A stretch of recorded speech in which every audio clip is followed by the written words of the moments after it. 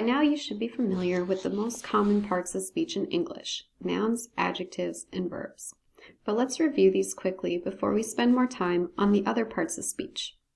Remember, parts of speech are important because they show us how words relate to one another. This helps us to better understand a sentence. The first part of speech I want to review are nouns. So nouns, remember, are words for people, places, things, or ideas. So some examples of this would be girl, city, toy, happiness, success, love. And with nouns, you can also have proper nouns, which are a specific name for a person, place, or thing.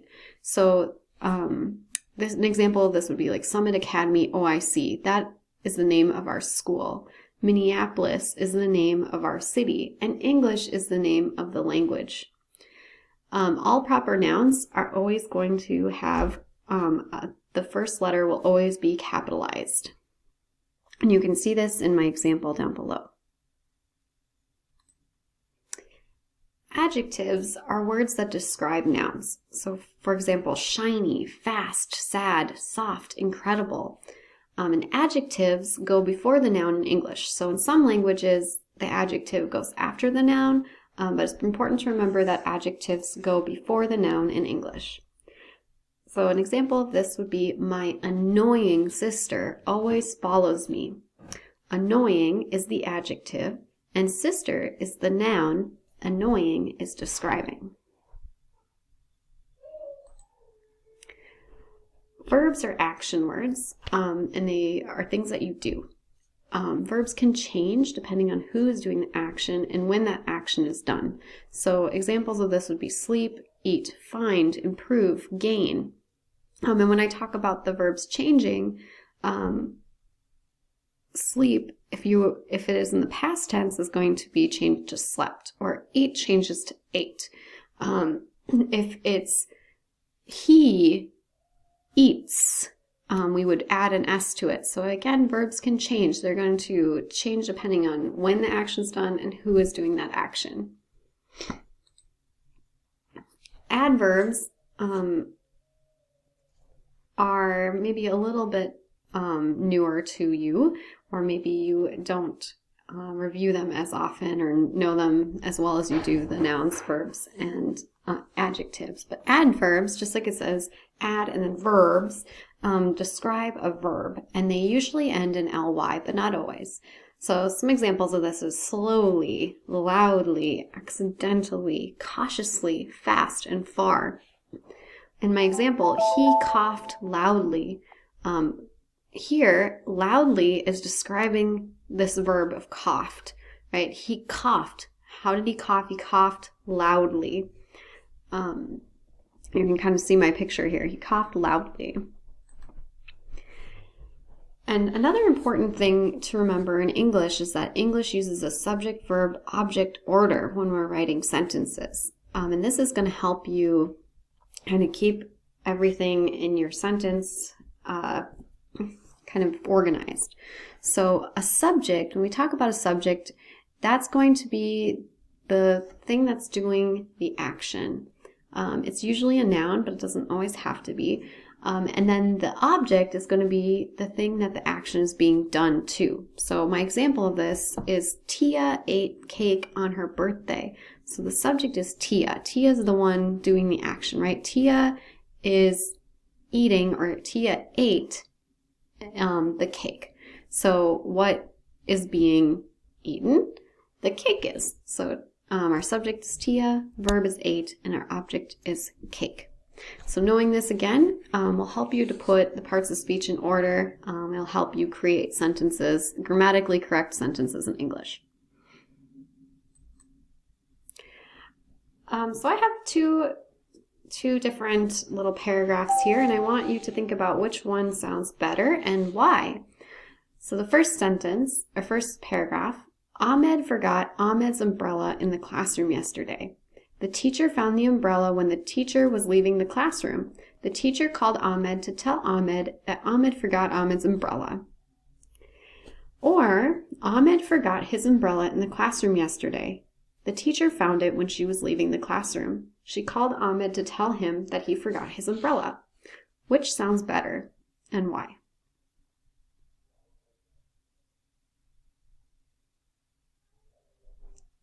So the second paragraph sounds a little bit better, right? It flows better.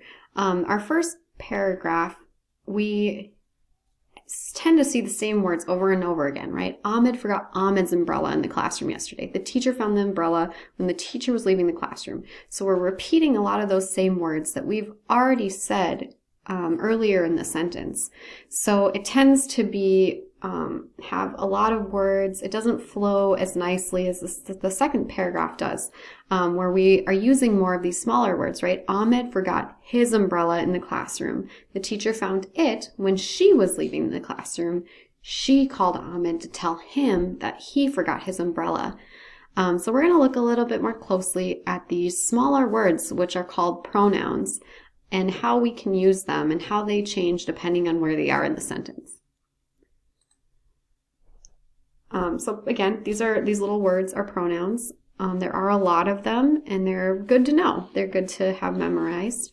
And there are 5 different types of them. So we've got subject pronouns, so things like I, you, he, she, it, we, you, and they. Object pronouns, me, you, him, her. Possessive pronouns, my, your, his. Possessive adjectives, my, your, his, her, its, our, your, and their. Possessive pronouns, mine, yours, his, hers.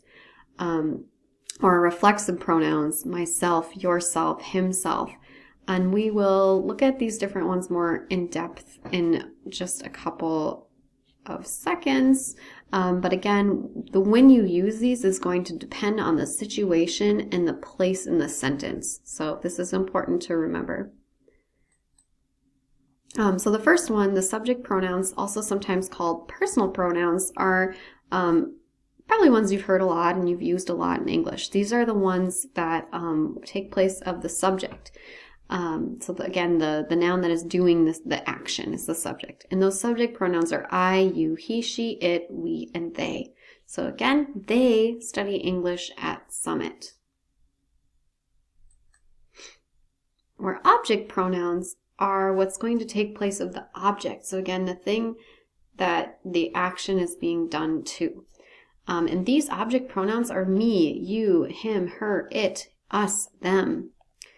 Example of this, I met him at school. So I would be the subject pronoun. Met is our verb, and him is our object pronoun. It would be incorrect to say, I met he at school. Again, this he is a subject pronoun, so it would not be placed here in the sentence. We would want it placed up here if we were going to use he. And in this case, we would want him instead of he. Possessive adjectives talk about who or what owns something. So again, this is probably something that you've learned in English class before. And these possessive adjectives are my, your, his, her, its, our, and their. Your teacher seems very nice. I like to ride my bicycle. Incorrect versions of these sentences, you teacher seems very nice. I like to ride me bicycle. Would be incorrect because this is because of how they are being used in the sentence. And if you remember, adjectives are something that describe a noun. And so a possessive adjective, the my or the your or he, his, her, its is describing this noun here, right? So it's my bicycle. Not just a bicycle, it's my bicycle. If that helps you to remember it that way. The next one is a possessive pronoun, and these are similar to our possessive adjectives, but they take place of those possessive adjectives. So it shows ownership over something that was already mentioned. And these are mine, yours, his, hers, ours, and theirs. So my example would be, this isn't my umbrella. Is it yours? No, it isn't mine. So in this example, we've already said umbrella, right? So instead of saying, this isn't my umbrella, is it your umbrella? you could say, is it yours?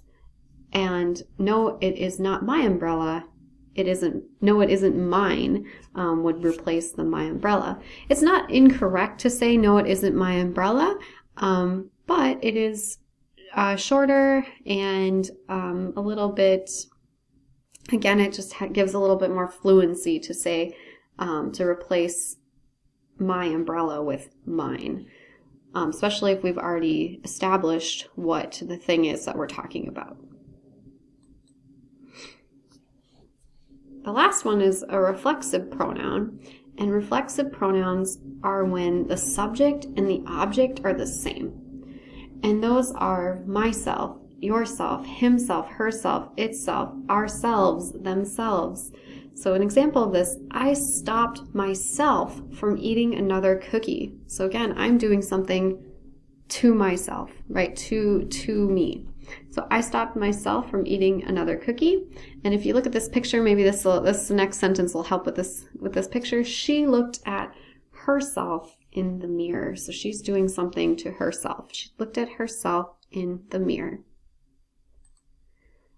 So now that we've gone through our kind of reviewing our nouns, adjectives, and verbs, and we looked a little bit more at adverbs and a little bit more at the different types of pronouns, I want you to complete the parts of speech practice assignment in Canvas.